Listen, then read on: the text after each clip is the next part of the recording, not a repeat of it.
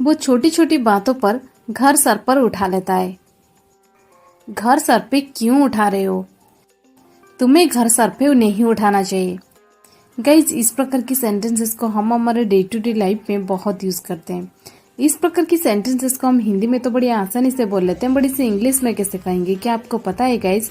अगर आपको पता है तो अच्छी बात है, अगर आपको नहीं पता तो आप बिल्कुल भी टेंशन मत लीजिए, क्योंकि आज की इस वीडियो में हम इन सेंटेंसेस को इंग्लिश में सीखेंगे। इस प्रकार के सेंटेंसेस को इंग्लिश में जानने के लिए आपको पहले जानना पड़ेगा घर सर पे उठा लेना है। इसके लिए हम इंग्लिश में क्या यूज करेंगे?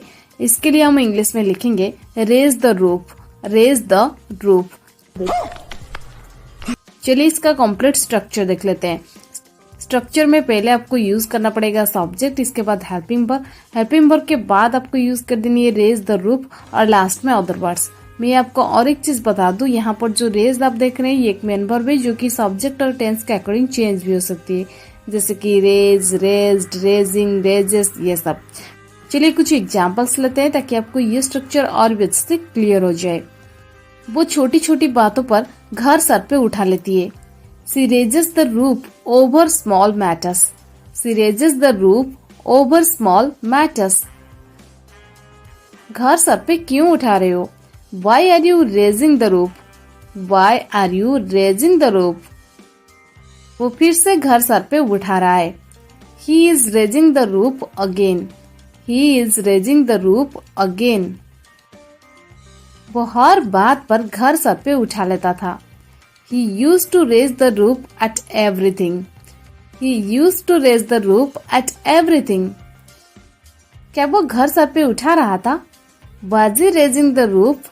Was he raising the roof? उसने घर सर पे क्यों उठा रखा है? Why has she raised the roof?